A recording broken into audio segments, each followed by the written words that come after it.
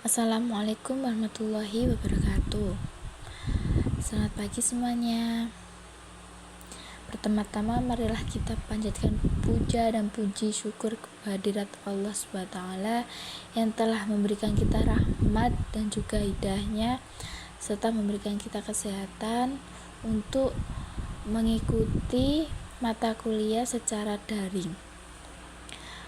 Yang terhormat kepada Ibu Elvi Muawana selaku dosen pengampu mata kuliah Psikologi Agama, dan yang saya hormati teman-teman yang telah mengikuti mata kuliah secara online maupun daring. Baik, kami dari kelompok 6 akan mempresentasikan hasil diskusi kami yang berjudul Jiwa Keagamaan Usia Anak, Remaja, Dewasa, dan Usia Lanjut. Perkenalkan, saya Gaitza Zaira Sofa selaku moderator, dan ada teman-teman saya yang bernama Junias Dava Junior, Muhammad Anwar Jeffrey, dan juga Skendi Maghribi Lailatul Khadijah. Sesi selanjutnya yaitu pemaparan materi yang akan dijelaskan oleh teman-teman saya. Untuk teman-teman saya, silakan untuk dipersilakan presentasi. Di sini saya akan menjelaskan perkembangan jiwa keagamaan pada masa anak-anak, remaja, dewasa, dan usia lanjut. Yang pertama, pada masa anak-anak. Anak-anak dilahirkan dengan sistem penciptaan terbaik oleh Allah. Dia memiliki potensi kemampuan bawaan yang bersifat laten. Potensi ini memerlukan bimbingan dan pemeliharaan yang baik pada anak usia dini. Di masa ini, anak memiliki beberapa tingkatan, yaitu pertama, tingkat dongeng. Anak berumur 3-6 tahun. Mereka menganggap bahwa Tuhan banyak dipengaruhi oleh fantasi, hayalan, dan emosi. Yang kedua, tingkat kepercayaan. Pada tahap ini perlu digarisbawahi pada usia 7 tahun dipandang sebagai permulaan pertumbuhan logis, sehingga wajar bila anak harus diberi pelajaran ataupun pemahaman dan dibiasakan untuk melakukan sholat pada usia dini dan diberi peringatan berupa pukulan bila melanggarnya. Ketiga, pada tingkat individu. Anak memiliki kepekaan terhadap perkembangan usia mereka. Konsep keagamaan yang individualistik ini terbagi menjadi 3 golongan. Konsep ketuhanan yang konvensional dan konversatif dipengaruhi sebagian kecil fantasi. 2. Konsep ketuhanan yang lebih murni. Yang ketiga, konsep ketuhanan yang bersifat humanistik. Kemudian yang kedua, perkembangan jiwa keagamaan pada masa remaja. Masa remaja adalah masa yang penting dalam siklus perkembangan individu. Untuk itu, pada masa ini sangat diperhatikan bagaimana arah perkembangan remaja yang baik, fisik yang kuat, jiwa yang sehat, dan emosi yang terarah, untuk menuju pada perkembangan masa dewasa yang matang dan berkualitas. Pada masa remaja ini memiliki beberapa fase, yaitu fase pertama pada usia 12-15 tahun. Masa ini terjadi perubahan jasmani yang sangat cepat, sehingga mungkin terjadinya keguncangan emosi, kecemasan, dan kekhawatiran. Yang kedua, pada masa 15-18 tahun. Pada masa ini, remaja mengidolakan sesuatu. Ketika remaja melihat seseorang yang menurut penilaiannya, maka ia akan mencoba untuk meniru kebiasaan idolanya tersebut.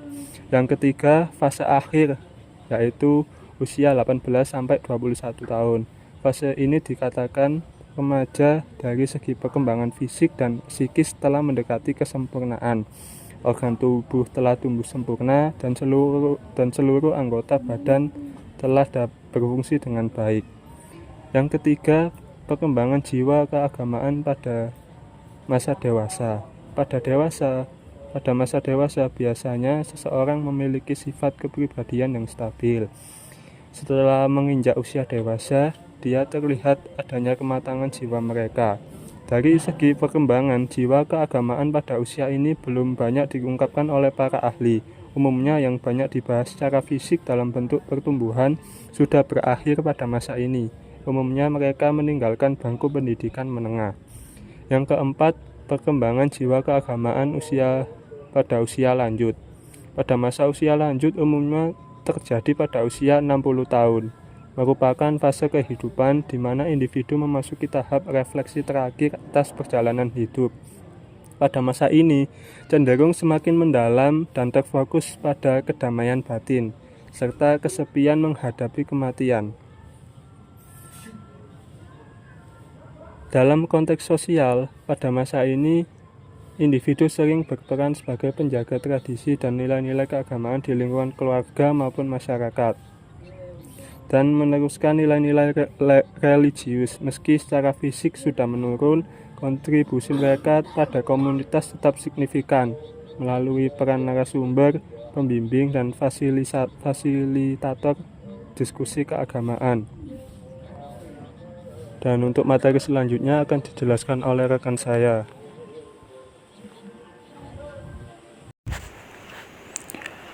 Selanjutnya, apa saja faktor-faktor yang mempengaruhi perkembangan jiwa keagamaannya?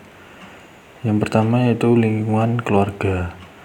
Lingkungan keluarga yang tidak mendukung pendidikan agama menghambat perkembangan spiritual anak. Perkembangan jiwa keagamaan anak sangat dipengaruhi oleh lingkungan tempat ia tumbuh, terutama lingkungan keluarga. Seorang anak belajar banyak dari apa yang ia lihat dan dengar dalam kehidupan sehari-hari. Jika orang tua tidak menunjukkan sikap atau perilaku yang religius, misalnya tidak beribadah, tidak mengajarkan nilai-nilai agama, atau bahkan bersikap apatis terhadap agama, anak tersebut akan tumbuh tanpa contoh konkret bagaimana menjalankan ajaran agama dalam kehidupan. Contoh, anak tidak melihat ayah atau ibunya sholat, membaca kitab suci, atau bersikap jujur dan sabar, sehingga ia tidak menganggap hal-hal tersebut penting atau relevan dalam hidup.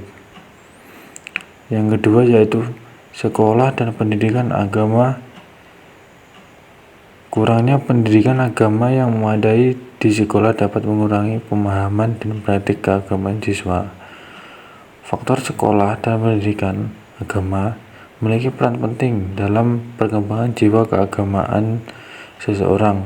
Ketika pendidikan agama di sekolah tidak diberikan secara memadai, siswa mungkin kesulitan memahami nilai-nilai spiritual, etika, dan ajaran agama yang seharusnya menjadi dasar dalam kehidupan mereka.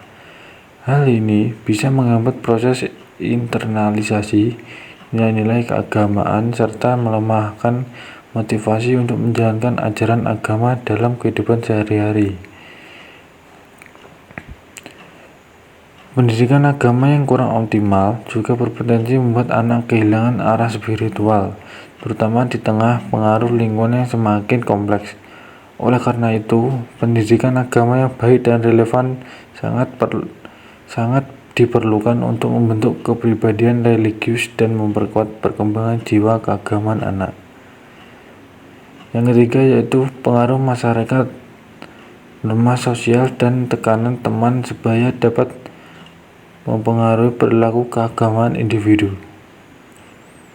Pengaruh masyarakat merupakan salah satu faktor penting yang mempengaruhi perkembangan jiwa keagamaan seseorang. Norma sosial yang berlaku dalam suatu lingkungan dapat membentuk secara individu memahami, mengekspresikan, dan mengamalkan nilai-nilai keagamaan.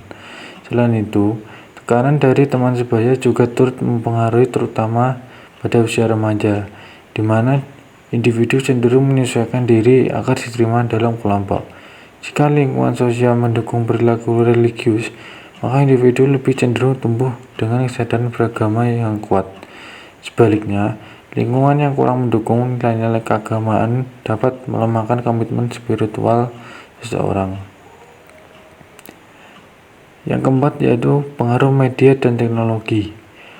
Konten media negatif atau tidak sesuai agama dapat mempengaruhi pandangan dan perilaku individu. Pengaruh media dan teknologi sangat besar terhadap perkembangan jiwa keagamaan seseorang. Konten-konten yang tersebar di media sosial, televisi, atau internet, terutama yang bersifat negatif atau bertentangan dengan nilai-nilai agama, dapat mempengaruhi cara pandang individu terhadap kehidupan beragama. Paparan terus-menerus terhadap informasi yang tidak sesuai ajaran agama bisa menimbulkan keraguan, perubahan sikap, hingga menurunnya komitmen terhadap nilai-nilai spiritual. Oleh karena itu, penting bagi individu untuk memiliki filter yang kuat dalam mengakses informasi serta pendampingan dari lingkungan keluarga dan masyarakat agar nilai-nilai keagamaan tetap terjaga. Baik, di sini saya akan menjelaskan tentang peran psikologi beragama dalam pembentukan jiwa agama remaja. Yang pertama ada memahami proses spiritual, yaitu psikologi beragama membantu memahami bagaimana remaja mengalami dan mengembangkan spiritualitas mereka. Maksudnya yaitu proses spiritual itu kayak mencari makna hidup, terus mengembangkan hubungan dengan Tuhan. Nah, kita itu juga bisa dapat membantu orang lain dalam perjalanan spiritual mereka dan meningkatkan kesejahteraan spiritual kita sendiri. Contohnya seperti seorang remaja yang baru saja mengalami kehilangan orang tua, mungkin mulai mencari makna hidup dan bertanya-tanya tentang tujuan hidupnya. Nah, ini juga nanti bisa menjadi awal dari proses spiritual kita. Selanjutnya yang kedua yaitu mengembangkan identitas agama, yaitu psikologi beragama membantu remaja dalam mengembangkan identitas agama yang kuat dan positif. Nah, maksudnya yaitu kayak mengembangkan identitas agama itu kayak seseorang dapat memperkuat keyakinan dan meningkatkan kesadaran akan nilai-nilai agama yang akan dianut oleh mereka. Contohnya seperti seorang remaja yang tumbuh dalam keluarga muslim, mungkin mulai mempelajari Al-Quran dan hadis lebih dalam untuk memahami ajaran Islam yang lebih baik. Selanjutnya ada mengatasi keraguan dan konflik, yaitu psikologi beragama membantu remaja mengatasi keraguan dan konflik yang terkait dengan keyakinan agama mereka. Maksudnya di sini yaitu kita tuh bisa dapat mengatasi keraguan mereka, yaitu seseorang dapat memperkuat keyakinan dan meningkatkan kesadaran spiritual mereka. Kita dapat mengatasinya itu secara dengan mencari jawaban melalui diskusi, terus merefleksikan pengalaman hidup. Contohnya itu seperti seorang yang merasa konflik antara keyakinan agama dan gaya hidup modern. Nah, mungkin bisa mencari cara ya untuk mengembangkan keduanya dengan mempelajari bagaimana agama dapat diterapkan dalam kehidupan sehari-hari. Selanjutnya yang keempat ada meningkatkan kesejahteraan spiritual. Psikologi beragama membantu meningkatkan kesejahteraan spiritual remaja melalui praktek-praktek spiritual yang sehat. Maksudnya di sini itu kita itu bisa dapat membantu seseorang menghadapi tantangan hidup dengan lebih baik, yaitu dengan meningkatkan kualitas hidup secara keseluruhan.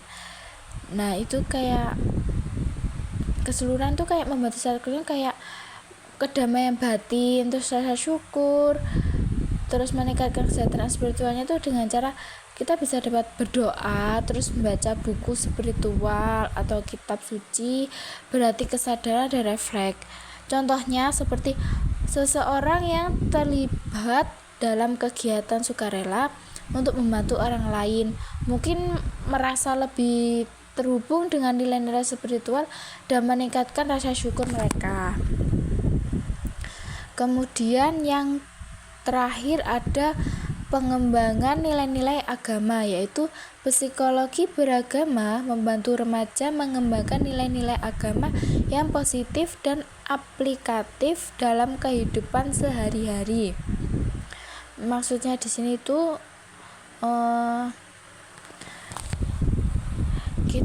kita itu mengembangkan nilai agama itu kayak dengan cara mempelajari ajaran agama, terus menerapkan dalam kehidupan sehari-hari, terus juga mengembangkan rasa empati dan kasih sayang, terus juga lebih ke mengembangkan rasa tanggung jawab, meningkatkan kualitas hidup secara keseluruhan.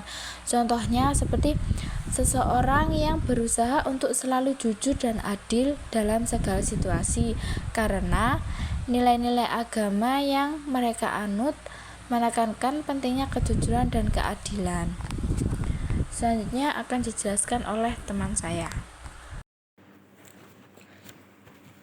Selanjutnya, tantangan yang dihadapi oleh usia lanjut dalam menjalankan praktik keagamaan. Salah satu tantangan utama adalah keterbatasan fisik.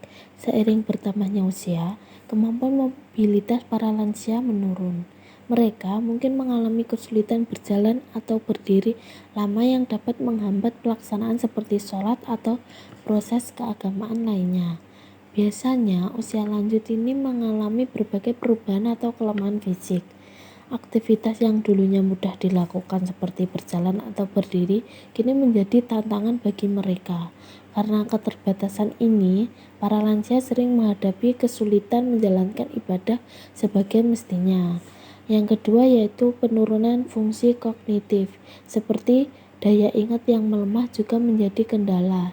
Lansia bisa mengalami kesulitan dalam mengingat doa, tata cara ibadah, atau bahkan waktu pelaksanaan ibadah. Hal ini bisa mengurangi rasa percaya diri mereka dalam berpartisipasi kegiatan keagamaan secara langsung. Lansia yang lupa bacaan sholat dan tata cara sholat ini bisa membuat mereka malu atau cemas dan tidak percaya diri ikut serta dalam kegiatan keagamaan bersama orang lain. Nah, penurunan daya ingat ini bisa membuat mereka lebih bergantung pada orang lain. Yang ketiga yaitu kesepian dan keterasingan sosial. Banyak lansia yang kehilangan pasangan hidup atau tinggal jauh dari keluarga, sehingga mereka merasa terisolasi.